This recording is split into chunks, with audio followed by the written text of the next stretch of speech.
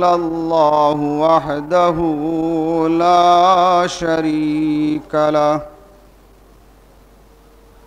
ونشهد أن محمدًا عبده ورسوله أما بعد فإن خير الحديث كتاب الله وخير الهدي هدي محمد صلى الله عليه وسلم وشر الأمور محدثاتها وكل محدثة بدعة وكل بدعة ضلالة وكل ضلالة في النار. أعوذ بالله من الشيطان الرجيم. بسم الله الرحمن الرحيم. يا أيها الذين آمنوا لا تكونوا كالذين كفروا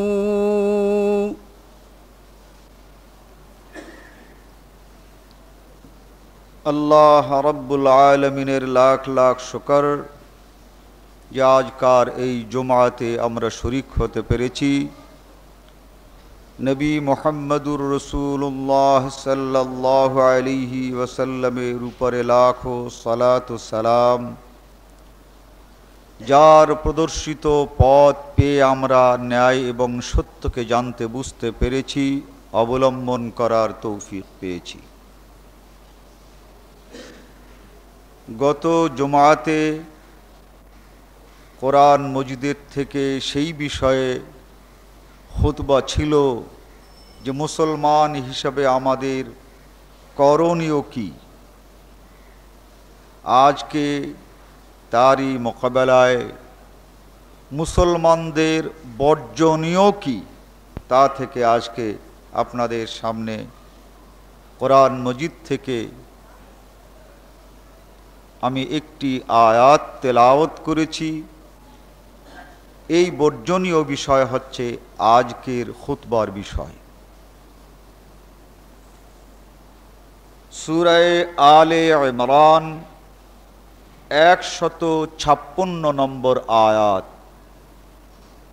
আল্লাহ তাআলা ইরশাদ করেন, ইয়া আইয়ুহাল্লাযীনা আমানু, হে ঈমানদারগণ, লা তাকুনু কাল্লাযীনা কাফারু, যারা কাফের তোমরা তাদের মতো হবে না। অর্থাৎ হে মুসলমানগণ, তোমরা কাফেরদের মতো হবে না। তোমরা ঈমানদার,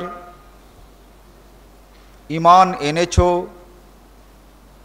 ঈমান অন্তরে পোষণ করো, কিন্তু তোমাদের কাজ কর্ম ক্রিয়াকলাপ এটা যেন কাফেরদের মতো না হয়। অন্তরে ঈমান আর বাইরে কুফরি। ঈমানদার হবে আবার কাফেরদের মতো হবে, এই চরিত্র যেন তোমাদের না হয়। কাফের কারা? ঈমানদার, কাফের, এই শব্দগুলো মুসলমানদের কাছে খুবই পরিচিত। তবুও কোরআন মজিদ থেকে আমাদেরকে জেনে নিতে হবে কাফের কাকে বলে। কাফেরদের মতো হবে না, তাহলে আমাদেরকে কাফের চিনতে হবে। আল্লাহ ঈমানদার হওয়ার কথা বলেছেন, কাফেরদের মতো না হতে বলেছেন। অতএব সেই কাফের দিগকেও আমাদিগকে চিনতে হবে কোরআনের পরিভাষায়। সূরা আন-নিসা 150 ও 151 নম্বর আয়াতে আল্লাহ রব্বুল আলামিন কাফেরদের পরিচয় তুলে ধরেন। আল্লাহ তাআলা ইরশাদ করেন, ইন্নাল্লাযীনা কাফারু বিল্লাহি ওয়া রুসুলিহি ওয়া ইউরিদুনা আন ইউফাররিকু বাইনাল্লাহি ওয়া রুসুলিহি وَيَقُولُونَ نُؤْمِنُ بِبَعْضٍ وَنَكْفُرُ بِبَعْضٍ وَيُرِيدُونَ أَن يَتَّخِذُوا بَيْنَ ذَلِكَ سَبِيلًا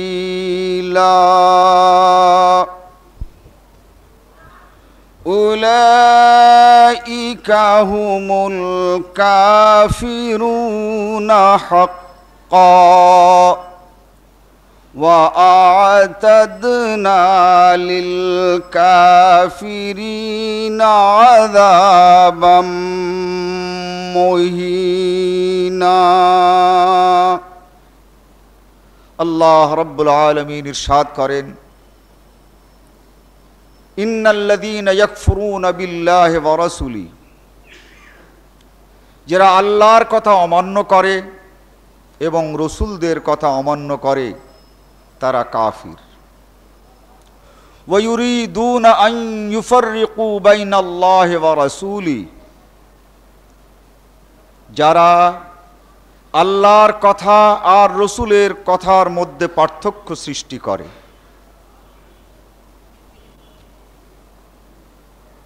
আল্লাহ এবং আল্লাহর রসুলের কথার মধ্যে পার্থক্য সৃষ্টি করার অর্থ এই, আল্লাহ যে কথাটি সরাসরি কিতাবে আমাদেরকে নির্দেশ দিয়েছেন সে কথাটি আল্লাহর। আল্লাহ রাব্বুল আলামিন রাসূল সাল্লাল্লাহু আলাইহি ওয়াসাল্লামকে আমাদের জন্য যে কথা বলতে বলেছেন সে কথা রসুলের নয়, সে কথাও আল্লাহর। আল্লাহ আল্লাহর ভাষায় সরাসরি বক্তব্য পেশ করেছেন কোরআনে, কেতাবে। অন্যদিকে আল্লাহ কি চান সেটা আল্লাহ রাব্বুল আলামিন নবীর অন্তরে ব্যাপারটা বুঝিয়ে দিয়েছেন এবং নবীকে বলেছেন, ওয়া আম্মা বিনিআমাতি রাব্বিক ফাহাদ্দিস, তোমাকে যখন নবুয়তের নেয়ামত দান করা হলো, ফাহাদ্দিস, এখন তুমি তোমার উম্মতদের সঙ্গে কথা বলো। কি বলতে হবে এবং কি বলতে হবে না, এটা আল্লাহ রাব্বুল আলামিন নবী মুহাম্মদুর রাসূলুল্লাহ সাল্লাল্লাহু আলাইহি ওয়াসাল্লামের অন্তরে ওহী নাজিল করেন। আর আল্লাহর নবী অন্তরের সেই ওহীকে মুখে কথায় প্রকাশ করেন। আল্লাহর নবী ওহীর যে বিষয়টি তার নিজের ভাষায় প্রকাশ করলেন এটা আল্লাহরই কথা। কিন্তু এক দল মানুষ কোরআনকে আল্লাহর কথা বলে গ্রহণ করছে বটে, কিন্তু নবী মুহাম্মদুর রাসূলুল্লাহ সাল্লাল্লাহু আলাইহি ওয়াসাল্লামের কথাগুলোকে আল্লাহর কথা বলে মেনে নিতে পারছে না। আল্লাহ তাআলা তাই বলেন, ইউরিদুনা আন ইউফাররিকু বাইনাল্লাহি ওয়া রাসূলিহি, ওই সকল লোকেরাও কাফির যারা আল্লাহর কথা আর নবীর কথাকে পার্থক্য করে এই বলে যে নবীর কথা তার নিজের কথা, আল্লাহর কথা নয়, আর কোরআনের কথা, কিতাবের কথা, আল্লাহর কথা, এটা নবীর কথা নয়। কোরআনের কথাগুলো আল্লাহর কথা আর হাদিসের কথাগুলো রসুলের কথা, এই বলে যারা পার্থক্য সৃষ্টি করে তারাও কাফির। ওয়ায়ুরিদুনা আন ইউফাররিকু বাইনাল্লাহি ওয়া রাসূলি। ব্যক্তি সত্তায় আল্লাহ এক, ব্যক্তি সত্তায় রসুল এক, এতে কোনো সন্দেহ নাই।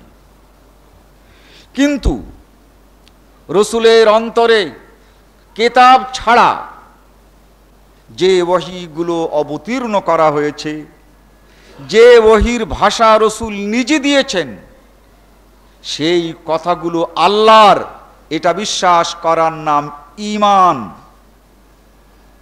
আর কেবলমাত্র কোরআনের ভাষায় যে কথাগুলো আছে সেগুলোই শুধু আল্লাহর, আর রসুল তার ভাষায় যে কথাগুলো বলেছেন সেগুলো আল্লাহর নয়, এটা বিশ্বাস করার নাম কুফরি। এরপরে আল্লাহ তাআলা বলেন, ওয়ায়াকুলুনা নুমিনু বিবায। এক শ্রেণীর লোকেরা বলে যে এই কোরআন আল্লাহর কথা, কিন্তু এর সব কথা মানা যায় না। এই কথাগুলো রসুলের কথা, কিন্তু হলে কি হবে, এর সব কথা মেনে নেওয়া যায় না। আল্লাহ রাব্বুল আলামিন ইরশাদ করেছেন কোরআনের ভাষায়, ফাকরাউ মা তায়াসসারা মিনাল কুরআন। তোমরা যখন নামাজ পড়বে তখন কোরআনের থেকে যা তোমরা সুবিধা বোধ করো, কোরআন থেকে যা তোমাদের মুখস্থ আছে, যা তোমাদের জন্য সহজ হয়, তাই তোমরা পড়বে। একখানি কিতাব মাদ্রাসার পাঠ্য, যার নাম হচ্ছে নুরুল আনওয়ার। এখানে ছেলেদেরকে পড়া শেখানো হচ্ছে।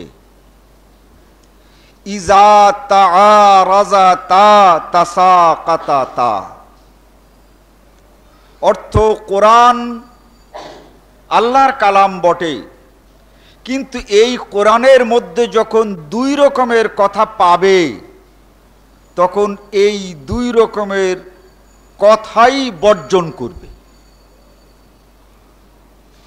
ইজা তাআরাজা তা, যখন কোরআনে আর কোরআনের সংঘর্ষ হবে, কোরআনের দুটো আয়াতের সঙ্গে পারস্পরিক মিল হবে না, দুটো কোরআনের আয়াতে যখন পারস্পরিক সংঘর্ষ হবে, তাসাকাতা তা, তখন এই দুটো আয়াতই বাতিল হবে। এমনে হয় যেন কোরআন নাজিল হওয়ার পর আবার কোনো আল্লাহ আরেকটি নির্দেশ, আরেকটি কোরআন বা আরেকটি বিধান নাজিল করেছেন। দৃষ্টান্ত দিচ্ছে, ফাকরাউ মা তায়াসসারা মিনাল কুরআন। কোরআনে বলা হয়েছে নামাজের মধ্যে যেখান থেকে সুবিধা হয় পাঠ করো। এর দ্বারা বোঝা যায় যে ইমাম আর মুক্তাদি উভয়কেই সূরা ফাতিহা পড়তে হবে। কিন্তু বিপদের বিষয় হলো এটা, আবার আল্লাহ তাআলা নিজেই সূরা আরাফে ইরশাদ করেছেন, ইজা কুরিআল কুরআনু ফাসতামিউ লাহু ওয়া আনসিতু। যখন কোরআন পড়া হয় তখন তোমরা চুপ করে থাকো এবং শোনো। এক জায়গাতে বললেন পড়তে, অর্থাৎ সূরা মুজাম্মিলে আল্লাহ বললেন ইমাম মুক্তাদিকে পড়তে, আবার সূরা আরাফে বলছেন শুনতে। অতএব পড়লে তো শোনা যায় না, আর শুনলে তো পড়া যায় না। যদি পড়ি তাহলে শোনা যাবে না, আর যদি শুনি তাহলে তো পড়া যাবে না। ইজা তারাজাতা তাসাকাতাতা, এই রকমের কোরআনের আয়াত যখন একটার সঙ্গে আর একটার গরমিল হবে, তখন কোরআনের ওই দুটো আয়াতই বাতিল হবে। নাউযুবিল্লাহি মিন যালিক। তো এক শ্রেণীর লোক আল্লাহ তাআলা বলেন দুনিয়ায় পাবে, ওয়ায়াকুলুনা নুমিনু বিবাযিন, এই কোরআনের কিছু কিছু তো মানা যাবে, ওয়া নাকফুরু বিবাজ, আর কিছু কিছু আমরা মানতে পারবো না।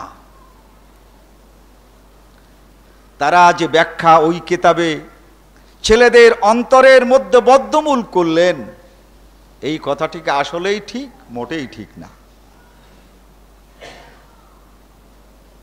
ফাকরাউ মা তায়াসসারা মিনাল কোরআন, এর অর্থ এক ব্যক্তি যখন কোরআন পড়বে তার যেখান থেকে সুবিধা হয় পড়বেই।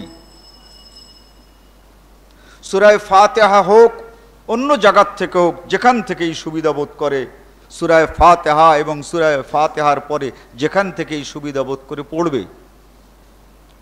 কিন্তু ইজা কুরিআল কোরআন, যখন পড়া হবে, ইমাম পড়বে, তখন তুমি কি করবে? এখানেই বলা হচ্ছে যে ইমাম যখন পড়বে তখন তুমি শুনবে, আর ইমাম যখন পড়বে না তখন তুমি পড়বে। কোনো সংঘর্ষ নেই। ইমাম পড়বে আলহামদুলিল্লাহি রাব্বিল আলামিন, এইটা পড়ে ইমাম চুপ করে থাকবে। ইমাম এই চুপ করে থাকবে, এর ফাঁকে মুক্তাদি মনে মনে পড়ে নেবে আলহামদুলিল্লাহ রাব্বিল আলামিন। অতএব এই দুটো আয়াতে কোথাও সংঘর্ষ নাই। কিন্তু তারা বুঝে শুনেও কোরআনের যেন কিছু মানা হয় আর কিছু না মানা হয়, তার জন্য একটি দৃষ্টান্ত স্থাপন করছে। এখন ইমাম সাহেব যদি আল্লাহর বিধান মতো কোরআন না পড়েন তাহলে কি হবে? এই সূরা মুজাম্মিলে আল্লাহ রাব্বুল আলামিন ইরশাদ করেন, ওয়ারাত্তিলিল কুরআনা তারতিলা,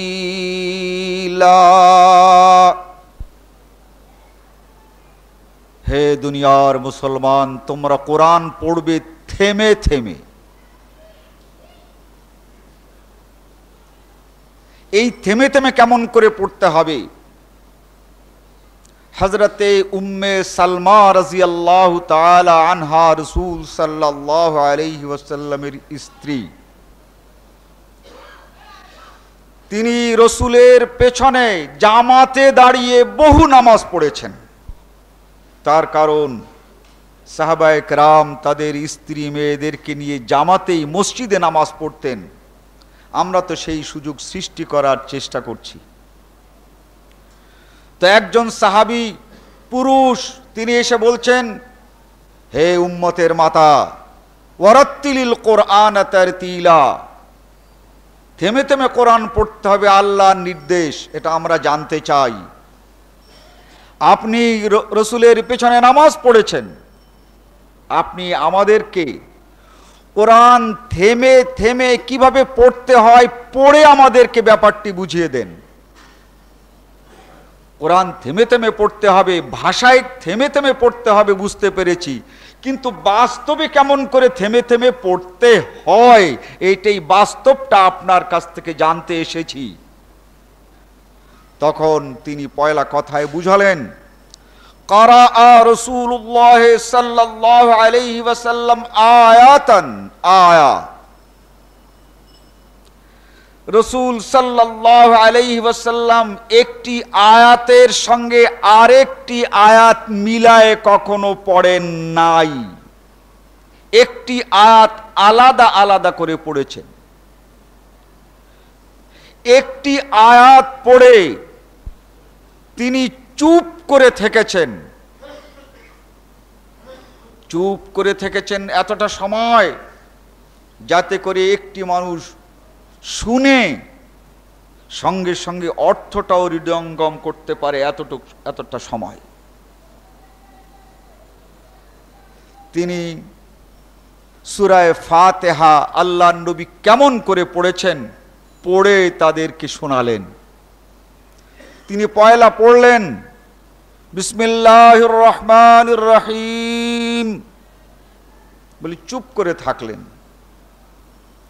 ওই সাহাবী ইতিমধ্যে বিসমিল্লাহ পড়েও আরো খানিকটা সময় পেল। এরপরে আবার পড়লেন আলহামদুলিল্লাহ রাব্বিল আলামিন। এটা পড়ে এতটা সময় হলো যাতে ওই সাহাবী উম্মুল মুমিনিন উম্মে সালমার এই কিরাত নিজে দস্তুর মতো পড়তে পারলেন। এইভাবে ওয়ালাযালিন আমিন পর্যন্ত তাকে পড়ে শোনালেন। আল্লাহ তাআলা তাই বলছেন যে তোমাদেরকে নামাজের মধ্যে পড়তে বলেছি, কিন্তু সেই পড়তে হবে ওয়ারাত্তিলিল কোরআনা তারতিলা, পড়তে হবে থেমে থেমে, অন্যকে পড়ার সুযোগ দিয়ে।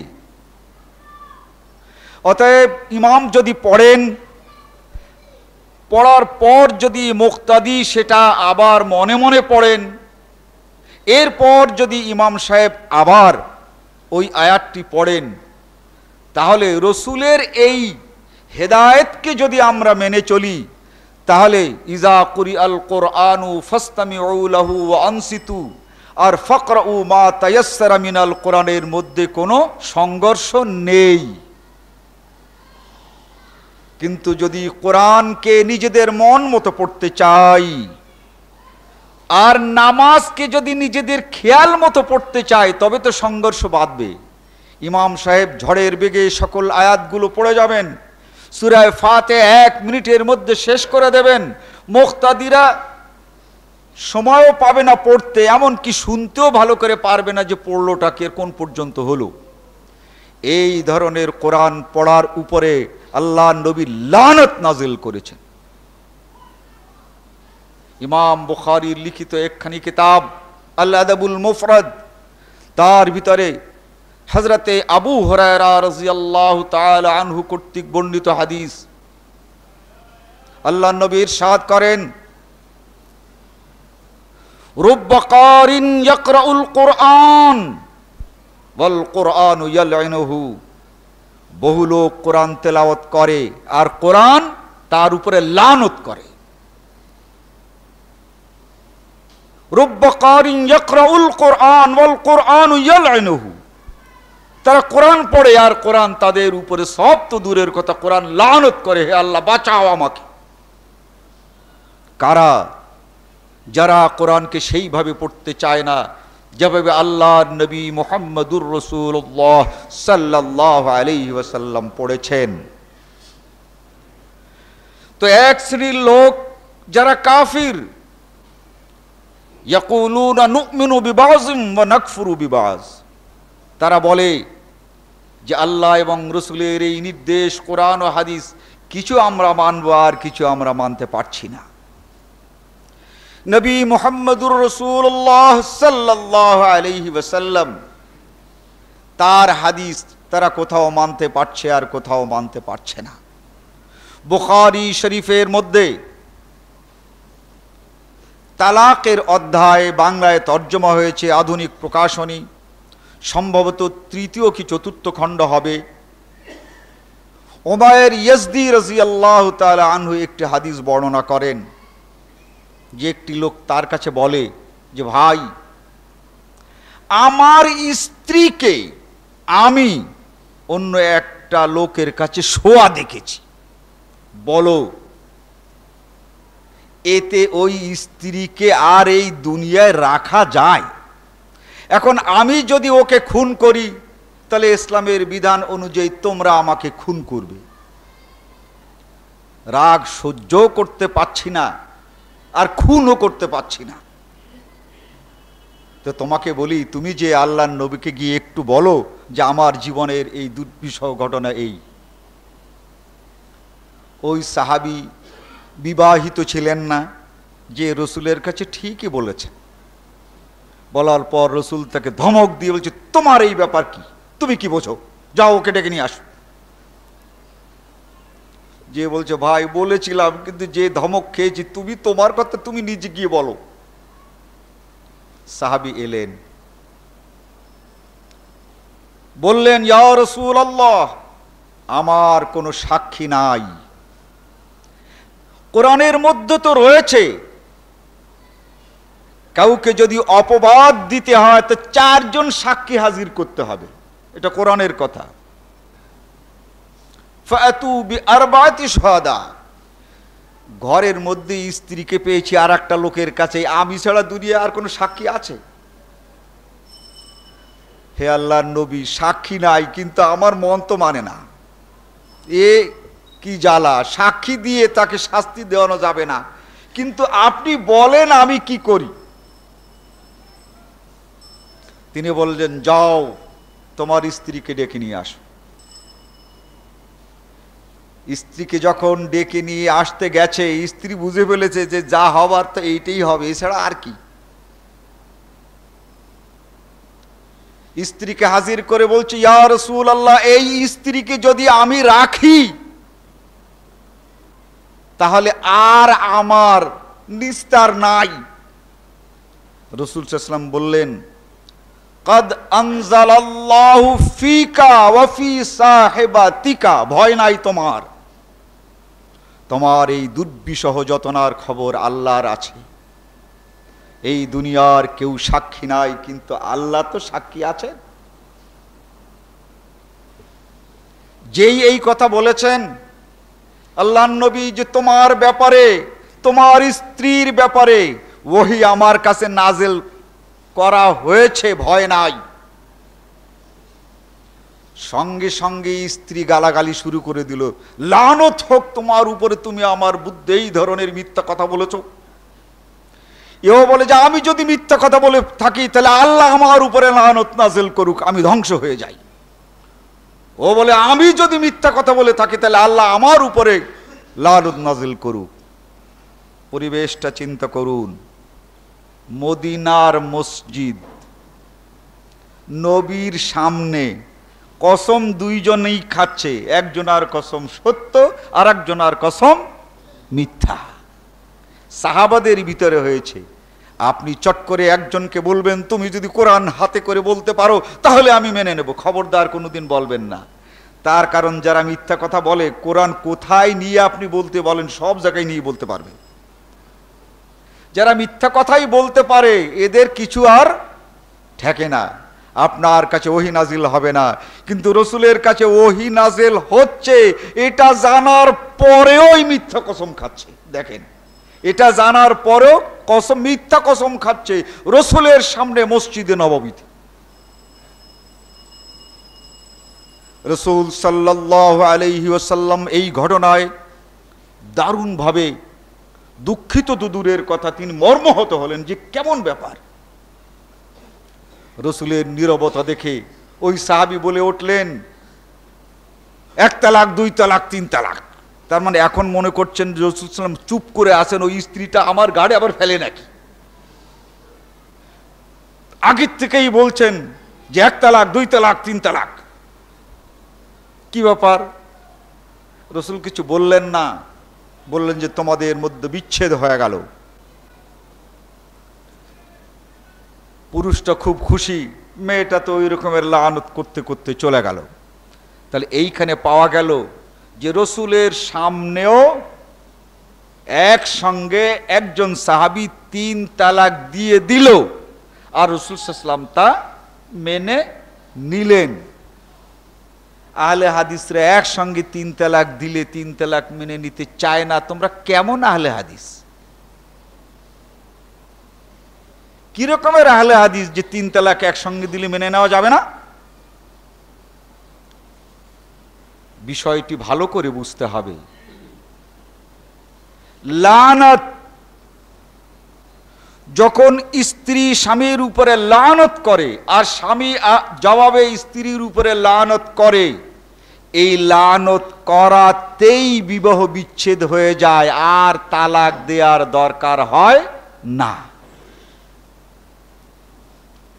যেহেতু এই সাহাবী তালাকের মসলা জানেন না, লেআনের মসলা জানেন না, এটাকে আরবিতে বলা হয় লেআন, লানত করা।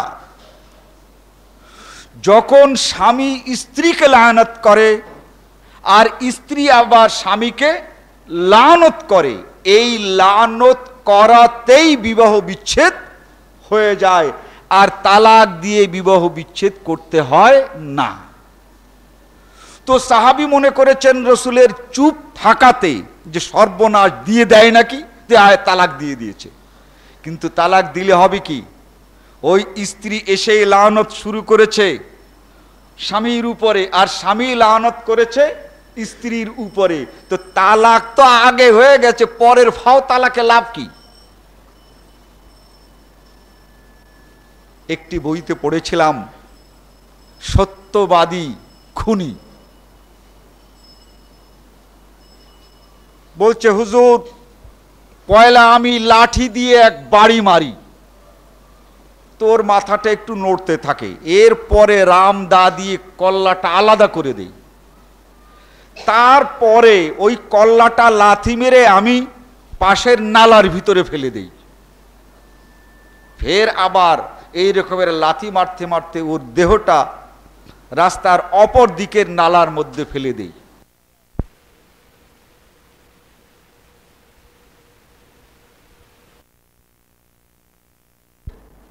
খুন করার পরে মাথাটা আলাদা করে, মাথাটা যে লাথি মেরে ফেলে দিয়েছিলাম ওর জন্য কি হবে? তো বুদ্ধি যদি থাকতো তাহলে ফাঁসি হওয়ার পর আবার আর কি হবে, এর আগেই বা কি হবে? ঠিক এখানে আগে লেআন করাতেই বিবাহ বিচ্ছেদ হয়ে গেছে, এরপরে আর হবে কি? এরপরে আর তালাক হবে কোথায়? তবুও বলতে হয় যে এই যে মহিলাকে তালাক দিল, কোন অবস্থায় তালাক দিল? সে নিজের চোখে এই স্ত্রীকে আরেকটি লোকের কাছে পেয়েছিল বলে, সে নিজে জিনা করতে দেখেছে। এই অবস্থায় কোন মহিলাকে আর ওই স্ত্রীর কাছে রেখে দেওয়ার কথা বলা যায়? এই লজ্জা কোন মানুষের আছে? কে বলতে পারে? কিন্তু আজকে তালাকের যে ঘটনাগুলো ঘটছে, দুই রকমের ষড়যন্ত্রের শিকার হয়ে তালাক হচ্ছে, বুঝতে পারছে না, আর একটা রাগ করে তালাক দিচ্ছে।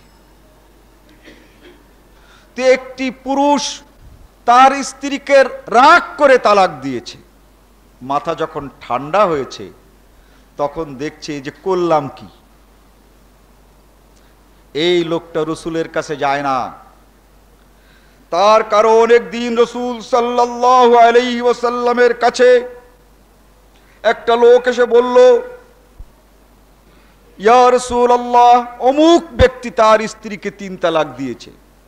ফাকামা গাযাবান, রসুল সাল্লাল্লাহু আলাইহি ওয়াসাল্লাম রাগে দাঁড়িয়ে যান, বসা ছিলেন এবং রাগে দাঁড়িয়ে যান এবং বলেন, কি হলো?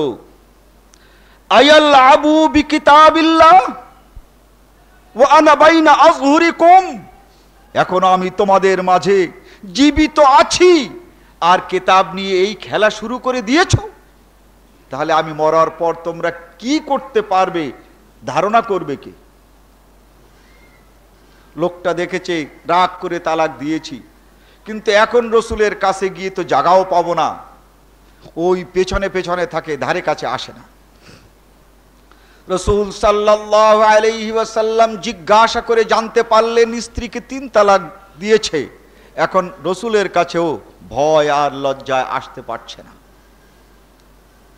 হযরতে ইবনে আব্বাস বলেন, ওই লোকটাকে ডেকে হাজির করা হলো।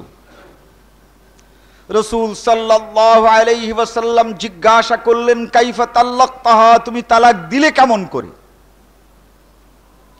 তিনি বললেন তাল্লাকতুহা সালাসান ফি মাজলিসিন ওয়াহিদ, হে আল্লাহ 3 তালাকই একসঙ্গে একবারই দিয়ে ফেলেছি। এই তালাক দেওয়ার পর তার অবস্থা ছিল ফা হাজিনা আলাইহা হুজনান শাদীদা, দারুণ দুশ্চিন্তার দুঃখের ভিতরে সে দিন কাটাচ্ছিল। ডেকে এনে রসুল জিজ্ঞাসা করলে বললেন যে একসঙ্গে 3 তালাক দিয়ে ফেলেছে। তার অবস্থা, তালাক তো দিয়েছে, স্ত্রীও আসতে চায় আর ও লোকও নিতে চায়, কিন্তু তালাক যে দিয়ে ফেলেছে, যেমন আমাদের দেশের অবস্থা হয়। আল্লাহ নবী ওই লোকটাকে বললেন ফারতাজাহা ইন শিইতা, বউটা যদি তোমার কাছে যেতে চায় আর তুমি যদি তাকে নিতে চাও তাহলে নিয়ে নাও। ইন্নামা তিলকা ওয়াহিদাতান, তোমার ওই 3 তালাক আমি 1 তালাক গণ্য করলাম। এক জায়গাতে রসুল 3 তালাক 1 তালাক গণ্য করলেন, যে পরিবেশে যে পরিপ্রেক্ষিতে, সেই পরিবেশ ও পরিপ্রেক্ষিতে আমাদের 3 তালাককে 1 তালাক গণ্য করাই আল্লাহ রসুলকে মানা। আবার স্ত্রীকে জেনা করতে দেখেছে, সেইখানে আপনি বলবেন যে স্ত্রী রেখে দাও, এর চেয়েতে খবিশের কাজ আর কিছু নাই। ওইখানে যদি ওইভাবে কেউ দেয় তাহলে তাকে বলা যায় না। বলবেন কেমন করে? আপনি ফতোয়া দিলেও তো আর রাখা যাবে না। তার কারণ আল্লাহ নবীর বিধান হচ্ছে, বিবাহিত কোনো পুরুষ যদি জেনা করে তাকে তো মৃত্যুদণ্ড দেওয়া হবে, স্ত্রী ফেরত দিয়ে লাভ কি? ওই স্ত্রী তাকে তো ফেরত দিয়ে লাভ নেই, যেহেতু তার শাস্তি হচ্ছে পাথরের আঘাতে মৃত্যুদণ্ড। এরপরে আল্লাহ তাআলা কোরআন মজিদের মধ্যে বলে দিলেন ওয়া হুররিমা যালিকা আলাল মুমিনিন আয-যানিয়াতু ওয়াজ-যানি লা ইয়ানকিহুহা ইল্লা যানিন আও মুশরিক ওয়া হুররিমা যালিকা আলাল মুমিনিন, যে জিনা করেছে সে মুসলমানদের জন্য হারাম হয়ে গেছে। অতএব ওই বিনা তালাকেই হারাম হয়ে গেছে, তালাক আর দেওয়ার দরকার নাই।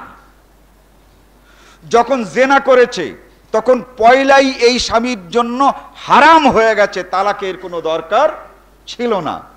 দ্বিতীয় নম্বর, আবার এই স্বামী স্ত্রী লানত করেছে, লিয়ান করেছে, অতএব তাতেও বিবাহ বিচ্ছেদ হয়ে গেছে, তালাকের দরকার ছিল না।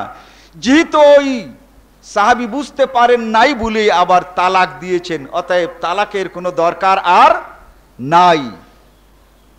কিন্তু আজকে কোরআন এবং হাদিসকে কোথায় কোন জায়গায় নিয়ে যাওয়া হচ্ছে? বলছে হুজুর তালাক দিয়েছি, কিন্তু এখন বুঝি খুব অন্যায় করেছি, সেও আসতে চায়, আমিও তাকে রাখতে চাই। আপনি বলেন। বলে কি বলবো, তালাক তো হয়ে গেছে, ওই স্ত্রী আর আনতে পারবে না। বলে কোনো উপায় নাই? বলে উপায় আছে একটা, তো চিন্তা ভাবনা করে। বলে বলেন হুজুর, আমাদের কোনো উপায় নাই, আপনার উপায়টা কম। আমাদের তো কোনো উপায়ই নাই, না আপনার উপায়টা কি? বলে একে আর এক জায়গাতে বিয়ে দিতে হবে। বলে তারপর? বলে তার ওখানে থাকবে, যা হয় তা স্বাভাবিক হবে। তারপর? বলে উনি আবার তালাক দেবে। তারপর? বলে তারপর তুমি নেবা। বলে হুজুর এই নাকি? বলে হ্যাঁ। আপনি চিন্তা করে দেখুন, যে হুজুর ফতোয়া দেয় তার বউটার যদি এই অবস্থা হতো, হুজুরের অবস্থা কি হতো?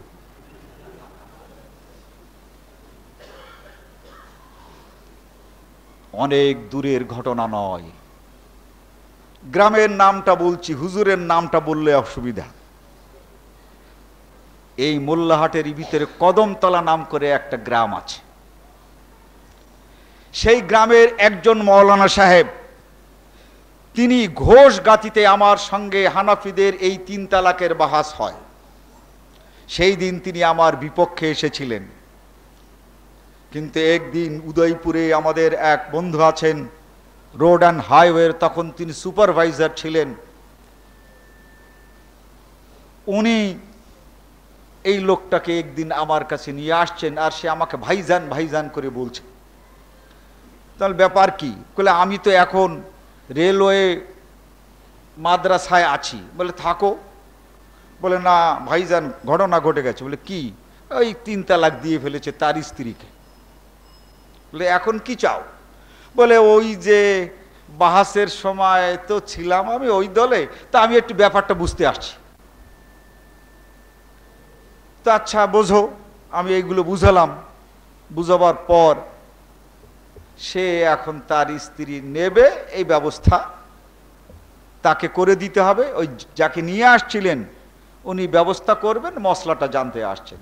অথচ কয়েক বছর আগে তিনি আমার বুদ্ধে এই 3 তালাকে 1 তালাকের যে ফতোয়া আমরা হাদিস মোতাবেক দেই এর বুদ্ধে বিপক্ষে তিনি বাহাস করতে এসেছিলেন। নিজের বউটা যদি 3 তালাক দিয়ে দেয় এরপরে আর কারো কাছে দেয়া হুজুরের জন্য কত মুশকিল হলো, কিন্তু সাধারণ মানুষের জন্য খুব আসান। ইউরিদুনা আন ইউফাররিকু বাইনাল্লাহি ওয়া রাসূলিহি ওয়া ইয়াকুলুনা নু'মিনু বিবাযিন ওয়া নাকফুরু বিবায। তারা হাদিসের একটা মানছে তো আর একটা মানছে না। আমরা সবগুলোকে সামনে রেখে সিদ্ধান্ত গ্রহণ করি নবী মুহাম্মদুর রাসূলুল্লাহ সাল্লাল্লাহু আলাইহি ওয়াসাল্লামের। আল্লাহ রাব্বুল আলামিন এরপরে বলেন ওয়া ইউরিদুনা আন ইয়াত্তাখিযু বাইনা যালিকা সাবিলা। আর কাফের তারা যারা আল্লাহর পথ, আল্লাহর হেদায়েত আর রাসূলের হেদায়েতকে শুধু পৃথক করে না, এর মাঝখান থেকে একটা রাস্তা আবার বের করতে চায়। ওয়ায়ুরিদুনা আন ইয়াত্তাখিযু বাইনা যালিকা সাবিলা। একদিকে কোরআন আর একদিকে হাদিস, এর মাঝখানে ইজমা আর কিয়াস। ওয়ায়ুরিদুনা আন ইয়াত্তাখিযু বাইনা যালিকা সাবিলা। কোরআন আছে আর হাদিস আছে, আর এর মাঝখানে আবার কিয়াস আর ইজমার একটি সূত্র বের করে আর একটি পথ তারা বের করতে চায়। ওয়ায়ুরিদুনা আন ইয়াত্তাখিযু বাইনা যালিকা সাবিলা। এভাবে আল্লাহ এবং আল্লাহ রসুলের বক্তব্যকে এক মনে করে না, বরং আল্লাহর কথা রসুলের কথা পৃথক মনে করে।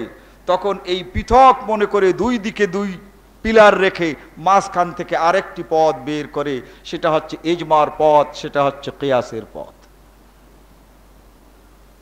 ওয়ায়ুরিদুনা আন ইয়াত্তাখিযু বাইনা যালিকা সাবিলা। এই দিকে হাদিস আর ওই দিকে কোরআন, মাঝখানে ফেকা। ওয়ায়ুরিদুনা আন ইয়াত্তাখিযু বাইনা যালিকা সাবিলা। এইদিকে আল্লাহর কোরআন আর ওইদিকে নবী মুহাম্মদুর রাসূলুল্লাহ সাল্লাল্লাহু আলাইহি ওয়াসাল্লামের হাদিস, আর মাঝখানে কাদেরিয়া তরিকা। একদিকে কোরআন আর একদিকে হাদিস, মুজাদ্দিদিয়ত তরিকা তার মাঝখানে। একদিকে কোরআন আর একদিকে হাদিস, মাঝখানে হানাফি, শাফি, মালিকি, হাম্বলি তরিকা। ওয়ায়ুরিদুনা আন ইয়াত্তাখিযু বাইনা যালিকা সাবিলা। এই কোরআন এবং হাদিস দিয়ে এই দিনকে পরিপূর্ণ করা হয়েছে, সমাপ্ত করা হয়েছে। এর মাঝে আর কিছু ঢুকাবার পথ নাই, আর এখান থেকে কিছু বের করে ইসলাম করার কোনো অবকাশও নাই। আল্লাহ তাআলা বলেন উলাইকা হুমুল কাফিরুনা হাক্কা। এই উল্লিখিত কাজগুলো যারা কাফের, এরা কিন্তু নকল কাফের না। উলাইকা হুমুল কাফিরুনা হাক্কা, এরাই হচ্ছে আদত কাফের, আসল কাফের। উলাইকা হুমুল কাফিরুনা হাক্কা। সূরা আন-নিসা 150 151 নম্বর আয়াত। আল্লাহ রাব্বুল আলামিন কাফেরদের আরো পরিচয় দিচ্ছেন সূরা আল মায়েদা 44 নম্বর আয়াত। ومن لم يحكم بما أنزل الله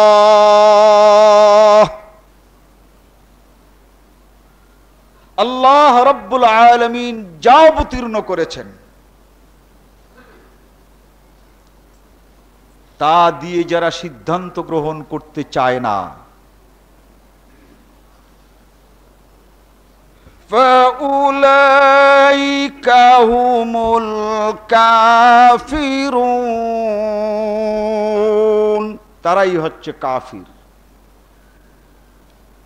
অনেক সমস্যা, এই সমস্যার সমাধান কোরআনে কি আছে আর হাদিসে কি আছে, এই সমাধান যারা গ্রহণ করতে চায় না তারাই হচ্ছে কাফের। আল্লাহ রাব্বুল আলামিন ইরশাদ করেন, ওয়াল কাফিরুনা হুমুজ জালিমুন,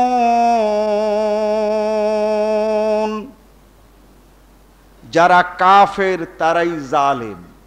বাংলায় আমরা জুলুম বলি, এক অন্যকে যদি আঘাত করে, মারে ধরে, তাহলেই জুলুম হয়, কিন্তু কোরআনের ভাষায় জুলুমের পরিধি অনেক বড়। যারা কাফের তারাই জালেম, অর্থাৎ কাফের আর জালেমের মধ্যে কোরআনের পরিভাষায় কোনো পার্থক্য নাই। সূরা বাকারা 229 নম্বর আয়াত, ওয়ামান ইয়াতাআদ্দা হুদুদাল্লাহি ফাউলাইকা হুমুজ জালিমুন। আল্লাহ তাআলা ইসলামের একটা সীমা দিয়েছেন, সেই ইসলামের সীমা যে অতিক্রম করে সেই হচ্ছে জালেম, আর যে জালেম সেই কাফের। মিশকাত শরীফ প্রথম খণ্ড, ইতিসাম বিল কিতাবে ওয়াস সুন্নাহ, কোরআন এবং সুন্নাহ আঁকড়ে ধরার অধ্যায়, এর শেষ ফসলে শেষ পর্বে একটি হাদিস পাবেন। একজন সাহাবী আবু সায়লাবা আল খাশানি, তিনি বলছেন যে আল্লাহর নবী ইরশাদ করেন, ইন্নাল্লাহা ফারাযা ফারাইজ ফালা তুযাইউহা, আল্লাহ তাআলা তার বান্দাদের জন্য অনেক কাজকে ফরজ করেছেন, তোমরা সেই ফরজ তরক করবে না, আর ফরজের মধ্যে আবার কোনো ফরজ বাড়াবে না। 130 ফরজ, তার 7 নম্বর ফরজ হলো 4 কুরসি জানা এক ফরজ। রসুলের নাম, তার বাবার নাম, তার দাদার নাম, তার পরদাদার নাম, এলো 4 কুরসি। আর 4 মযহাব 4 ফরজ। মকসুদুল মুমিনিন আমার কাছে যেটা আছে তার 143 নম্বর পৃষ্ঠা। 4 কুরসি 4 ফরজ, আর 4 মযহাব 4 ফরজ। ইন্নাল্লাহা ফারাযা ফারাইজ ফালা তুযাইউহা, আল্লাহ তাআলা কিছু ফরজ করেছেন, এই ফরজ কমাবেও না আর এই ফরজ বাড়াবেও না। এই 4 কুরসি জানা যে ফরজ, এটা আল্লাহ রাব্বুল আলামিনের কোরআন মজিদের মধ্যে 6236টি আয়াতের কোন আয়াতে নাই। 1 লাখ লিখিত হাদিসের কোন জায়গায় পাওয়া যায় না, কিন্তু পাওয়া যায় মকসুদুল মুমিনিনের মধ্যে। 4 মযহাব 4 ফরজ কোরআনের কোন আয়াতে নেই। 4 মযহাব 4 ফরজ হাদিসের কোন হাদিসে নেই, কিন্তু ফরজ হয়ে গেছে। এই ফরজটা করলো কে? ফরজ তো নাজিল করেন আল্লাহ, তাহলে এই 4 মাযহাবের আল্লাহ কি আরেকটা নাকি? ওয়া হারামা হুরমাত, এই যে 4 ফরজ করলো, এরপরে আবার উনি লিখে দিয়েছেন নিচে একটি রেখা অঙ্কন করে যে এই 130 ফরজের মধ্যে 4 কুরসি 4 ফরজ, আর 4 মাযহাব 4 ফরজের কোনো দলিল কোরআন হাদিসে নাই। জনগণের আকাঙ্ক্ষা পূরণের জন্য, জনগণের আকাঙ্ক্ষা পূরণার্থে এই দুটো ফরজকে শামিল করা হইল। তাহলে বোঝা যায় জনগণের ইচ্ছা আকাঙ্ক্ষাও ফরজ নাজিল হয়। ওয়া হারামা হুরমাত ফালা তানতাহিকুহা, আল্লাহর নবী বলেন যে আল্লাহ তাআলা অনেক কাজকে হারাম করেছেন, ওই হারাম একটাও তোমরা হালাল করবে না, আর ওই হারামের মধ্যে কোনো হারামকে যোগও করবে না। শর্ষিনা থেকে প্রকাশিত একটি বই 4 তরিকার সাজরা, এর মধ্যে একটা কবিতা আছে, তার মধ্যে পীরের আদব লেখা, পীরে কি কেমন করে আদব করতে হবে। পীর যাহা বলে তাহা করিবে তখন, পীর সাহেব যখন যা বলে তাই তোমাকে মেনে নিতে হবে, না হবে উচিত তেরা এতেরাজ করণ। পীর সাহেব যা বলবে এর বুদ্ধি কোনো এতেরাজ, কোনো প্রশ্ন, কোনো দ্বিধা করা যাবে না, যদিও তাহা শরিয়াতের বিপরীত হইবে। শরিয়াত বিরোধী যদি তিনি কিছু বলেন, তবু ওই পীর সাহেবের বিপক্ষে কিছু করা যাবে না। রাসূল সাল্লাল্লাহু আলাইহি ওয়াসাল্লামকে সাহাবারা এই অধিকারটুকু দেন নাই। রাসূলকে জিজ্ঞাসা করেছেন, ইয়া রাসূলুল্লাহ, নামাজ পড়ালেন আপনি, আসরের নামাজ 5 রাকাত হলো কি করে? বলে তাই তো, 5 রাকাত হয়ে গেছে নাকি? বলে হ্যাঁ। সঙ্গে সঙ্গে এই ভুল স্বীকার করে সৌসেজদা দিলেন। কিন্তু পীর সাহেবের ভুল হইলে এতেরাজ করণ যাইবে না। রাসূল সাল্লাল্লাহু আলাইহি ওয়াসাল্লাম বললেন, মুহররমের রোজা রাখো। ইবনে আব্বাস ছোট্ট একটি যুবক কিশোর উঠে দাঁড়ালেন, বললেন, হে আল্লাহর নবী, আপনি বলেছেন আমাদের কোনো ইবাদত যেন ইহুদি আর নাসারাদের সঙ্গে মিল না হয়। ওরাও মুহররমের রোজা একটি রাখে, আর আমরাও যদি মুহররমের রোজা একটি রাখি, তো রোজায় রোজায় একে একে তো মিল হয়ে গেল। আল্লাহর নবী বললেন, লাইন বাকিতু ইলা কাবিলিন লা আসুমু মিনাত তাসে, সত্যই মিল হয়ে গেছে। আমি যদি আগামী বছর বেঁচে থাকি, তাহলে আমি রোজা একটা রাখবো না, মুহররমের রোজা 9 তারিখের রোজাও রাখবো, আর 10 তারিখের রোজাও রাখবো। আমরা রাখবো দুটো, আর ইহুদি আর নাসারা রাখবে একটা, গরমিল করব। আল্লাহর নবীকে এই ছাড় সাহাবারাও দেয় নাই, কিন্তু মুরিদকে বলা হচ্ছে শরীয়তের বিপরীতে যদি হয়, তাহলে পীর সাহেবের বিরুদ্ধে কোনো কথা বলা যাবে না, এটা একটা হারাম। পীর সাহেবের বিরুদ্ধে কথা বলা হারাম, যেমন আল্লাহর বিরুদ্ধে কথা বলা হারাম। ওয়া হারামা হুরমাতিন ফালা তানতাহিকুহা, আল্লাহ যে কাজগুলোকে হারাম করেছেন তার চেয়ে একটি হারামও বাড়ানো যাবে না। ওয়া হাদ্দা হুদুদান ফালা তাতাদুহা, আর আল্লাহ তাআলা ইসলামের একটি সীমা বেঁধে দিয়েছেন, সেই সীমার মধ্যে কোনো জিনিস বাড়ানো যাবে না, সেই সীমা অতিক্রম করা যাবে না, আর এই সীমার ভিতরে বাইরের থেকেও কিছু ঢুকানো যাবে না। হাদিসটি আপনারা মিশকাত শরীফের মধ্যে প্রথম খণ্ড ইতিসাম বিল কিতাবে ওয়াস সুন্নাহ, কিতাব এবং সুন্নতকে আঁকড়ে ধরার এই অধ্যায়ে শেষ দিকে পাবেন। এগুলো বাড়িতেও পড়ুন এবং দেখুন আমরা কোথায় আছি। কেবলমাত্র শুনে গিয়েই মুখস্থ রাখলে চলবে না, নিজেদেরকে দেখতে হবে, মানুষকে বুঝাতে হবে। আল্লাহ রাব্বুল আলামিন তাই বলছেন, ওয়ামান ইয়াতাআদ্দা হুদুদাল্লাহি ফাউলাইকা হুমুজ যালিমুন। আল্লাহর এই সীমা যে লঙ্ঘন করে সেই ব্যক্তি হচ্ছে জালেম। ওয়াল কাফিরুনা হুমুজ যালিমুন, আর প্রত্যেকটি জালেমই কাফের। আল্লাহ রাব্বুল আলামিন আমাদেরকে এই কথাগুলো ভালোভাবে জানবার, বুঝবার এবং মানুষের কাছে পৌঁছাবার তৌফিক দান করুন। আমিন। বারাকাল্লাহু লানা ওয়া লাকুম ফিল কুরআন।